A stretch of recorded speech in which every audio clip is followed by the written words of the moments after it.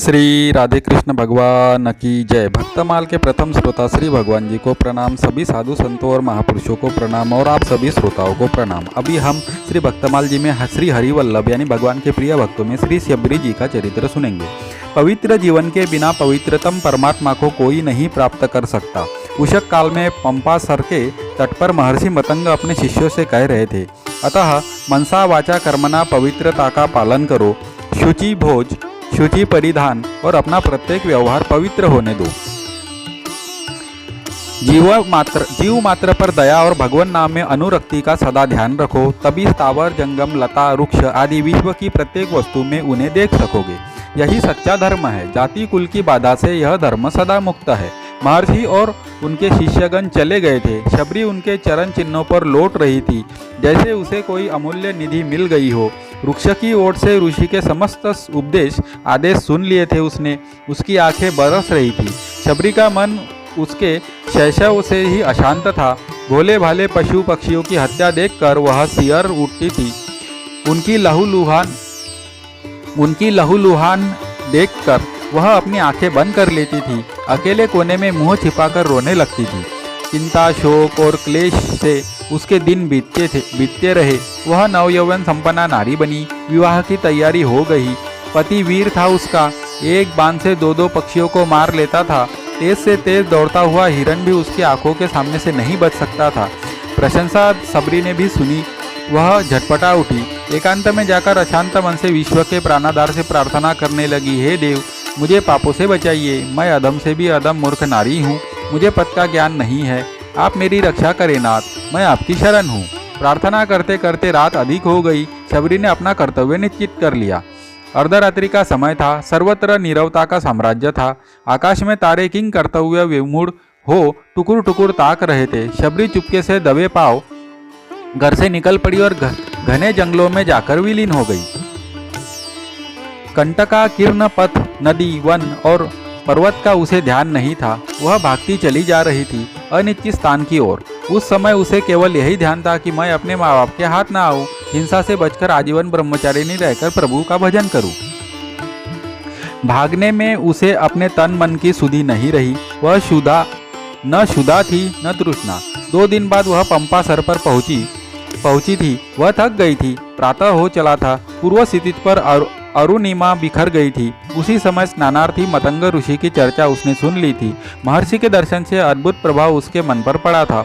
अपूर्व शांति का उसे आज अनुभव हुआ था। वही रहने का उसने निश्चय कर लिया, पर उसके रहने से ऋषियों के तप में विघ्न पड़ेगा। इस विचार से उसने अपने रहने के लिए ऋषियों के आश्रम से दूर एक छोटी सी कुटिया बना ली। उसने समझ लिया था भगवान के प्राणाधार उनके भक्त होते हैं। भक्तों की कृपा हो जाने पर भगवत दर्शन निश्चित ही हो जाएंगे। वह एक पहर रात्रि रहते ही ऋषियों की कुटियों के आसपास की भूमि तथा पंपा सर की ओर जाने वाली मार्ग पर झाड़ू लगा देती। एक कंकड़ी भी किसी महर्षि या उनके सौभाग्यशाली भक्त के चरणों में चुभ न जाए, इसलिए वह बार बार झाड़ू लगाती और वहां जल छिड़क कर सुगंधित पुष्प डाल देती। कुटियों के द्वार पर सूखी लकड़ियों का ढेर रखाती, जिससे संविदा लाने के लिए मुनिजनों को किसी प्रकार का कष्ट न उठाना पड़े। शबरी का यह नित्य का काम था, पर मुनि लोग चकित थे। गुप्त रीति से यह सेवा कार्य कौन कर जाता है? ऋषिगण कुछ तय नहीं कर पाए। शिष्यों ने पहरा दिया। शबरी पकड़ ली गई। मतंग ऋषि के सामने उपस्थित कर दिया शिष्यों ने उसे। शबरी कांप रही थी। उसने बोलने का साहस नहीं था। ऋषि की अपराधिनी थी वह। मतंग ऋषि ने उसे देखा। उनके मुंह से निकल गया, भगवत भक्ति में जाति बाधा नहीं डाल सकती। शबरी परम भगवत भक्त है। शिष्यगण एक दूसरे का मुंह ताकने लगे। महर्षि मतंग ने शबरी से कहा, तुम मेरी कुटिया के पास ही रह जाओ, मैं कुटिया की व्यवस्था कर देता हूँ। शबरी दंडा की भांति पृथ्वी पर लेट गई। नेत्रों से प्रेमाश्रु बहने लगे। आज उसका भाग्योदय हुआ है। अब वह तपोधन महर्षि की सेवा खुलकर कर सकेंगे। मतंग ऋषि पर अन्य ऋषिगण कुपित हो गए। अनधिकार चेष्टा की है महर्षि ने। ये मर्यादा का उल्लंघन कर रहे हैं। नैष्ठिक तपोव्रतधारी ऋषि भगवत भक्ति की महिमा नहीं समझ पा रहे थे। अधम कही कि स्पर्श कर दिया, मुझे पुनः स्नान करना पड़ेगा। क्रोध से उन्मत्त एक ऋषि शबरी को डांटकर पुनः पंपा सर की ओर चले गए। शबरी ध्यानमग्न जा रही थी। उसे ऋषि का ध्यान नहीं था। ऋषि के बिगड़ने का भी उसे कोई ध्यान नहीं हुआ। वह अपने प्राण धन के रूप और नाम के छकी हुई नाम में चकी हुई सरोवर से लौट रही थी। ऋषि ने स्नान नहीं किया, सरोवर में कीड़े पड़ गए थे, जल रक्त में परिणत हो गया था। खिन्न होकर वे स्नान किए बिना ही लौट आए। आपके बिना मैं नहीं रह सकूंगी मुनिनाथ, फूट फूट कर रोती हुई शबरी महर्षि मतंग से कह रही थी। मेरे आधार आप ही है, आपके ही द्वारा मुझे ऋषियों की थोड़ी बहुत सेवा का सौभाग्य प्राप्त हुआ है। आपके ही चरणारविंदों में रहकर मैं भगवान को पाने के लिए विकल हो रही हूँ। आपके बिना मैं कहीं की नहीं रहूंगी, परमार्थ सिद्धि भी नहीं कर सकूंगी। देव, आपके साथ मैं भी अपना प्राण छोड़ दूंगी। प्रभु अधीर मत हो बेटी, मतंग ऋषि ने शबरी को समझाया। मेरा अंतिम समय निकट आ गया है, मुझे जाना ही चाहिए, पर तू अभी ठहर जा। दशरथ नंदन, भगवान श्री राम यहाँ शीघ्र आने वाले हैं। तू उनके दर्शन करेगी और तेरी साधना पूरी हो जाएगी। ऋषि ने नश्वर काया को त्याग दिया। शबरी चिल्ला पड़ी, महर्षि की बात सत्य होगी ही, भगवान दंडकारण्य में पधारेंगे, मुझे दर्शन मिलेगा। शबरी आनंद में छकी रहने लगी। पत्ते की खड़खड़ाहट से भी वो चौंक जाती, कहीं भगवान तो नहीं आ गए। वह प्रतिदिन मार्ग साफ करके मीलों तक भगवान को जो आया करती थी। भगवान पहले मेरे यहाँ पधारेंगे, ऋषियों का निश्चय था। भगवान आए और आते ही भगवान शबरी की कुटिया का पता पूछने लगे। ऋषि चकित थे। प्रेम रूप भगवान शबरी की कुटी में पधारे। आह, शबरी का क्या कहना, वह प्रेम में आत्मविभोर हो गई थी। वाणी उसकी अवरुद्ध हो गई थी। चरणों में पड़कर अनंत सौंदर्य में भगवान की ओर टकटकी लगाकर देखने और आंसू बहाने के अतिरिक्त वह और कुछ नहीं कर पा रही थी। उसके बस की कोई बात ही नहीं थी। प्रभु, आपके लिए एकत्र किए हुए फल मुलादी रखे हैं। बड़ी कठिनता से अर्घपाद्य देने के बाद शबरी ने कहा। वह चुने हुए मीठे मीठे बेरों को प्रतिदिन भगवान के लिए रखती थी। उन बेरों को ले आई, बड़े प्रेम से देने लगी। भगवान आनंदपूर्वक खाने लगे। भगवान को उन बेरों में इतना अधिक स्वाद और आनंद का अनुभव हो रहा था जैसे प्रेममयी जगत जन्मदायिनी जननी कौशल्या जी उन्हें भोजन करा रही हो। अपनी अभिप्सा मूर्ति देखकर अत्यंत प्रसन्नता से हाथ जोड़कर वो अत्यंत प्रेम से प्रार्थना करने लगी। शुद्ध प्रेम और दीनता देखकर भगवान ने उत्तर दिया। फिर भगवान ने उसके सामने नवदा भक्ति का निरूपण किया। इसी बीच में ऋषियों का समुदाय शबरी के आश्रम में भगवान के दर्शन के निमित्त आ गया।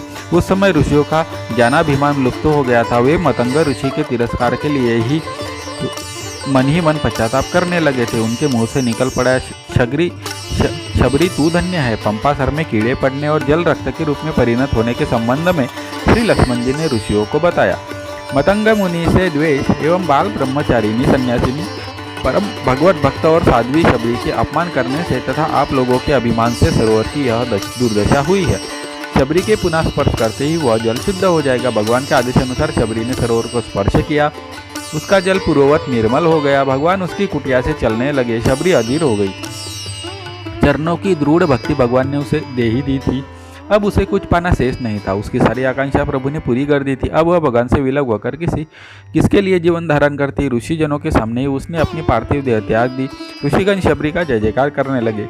धन्य थी शबरी की प्रेममयी अद्भुत भक्ति। भक्तमाल के टीकाकार श्री प्रियादास जी महाराज शबरी के भक्तिमय दिव्य चरित्र को रूपायित करते हुए निम्न कवित्व में लिखते हैं। शबरी वन में निवास करने लगी।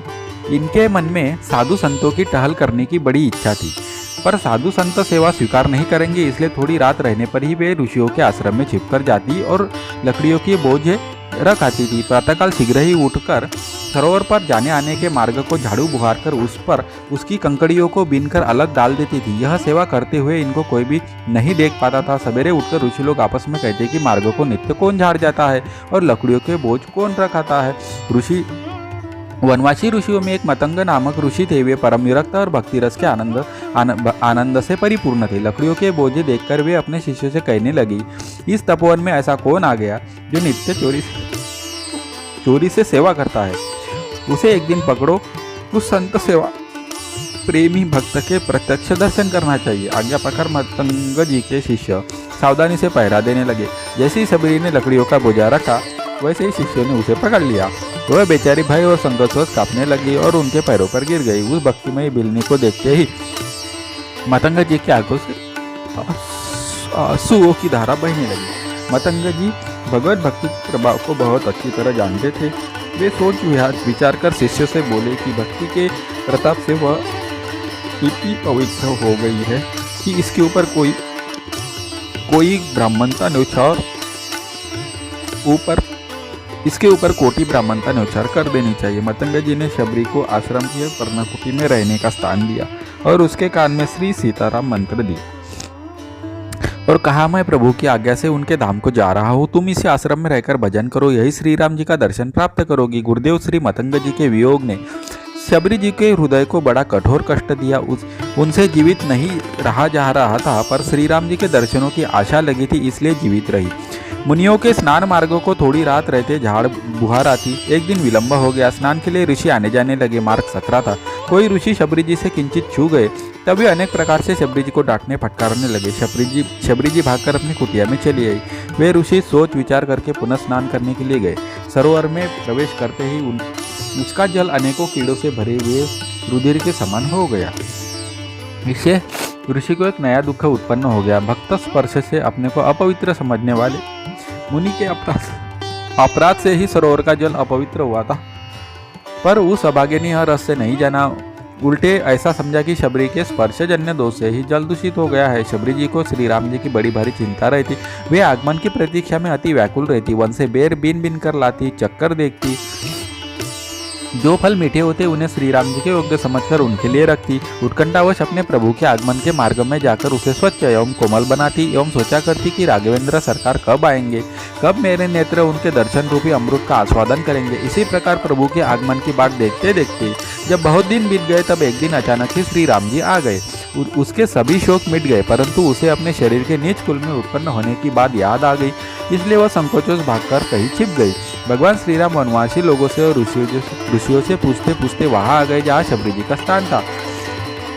वहां शबरी को न देखकर भगवान कहने लगे कि भाग्यशालिनी हरि भक्ता कहाँ है?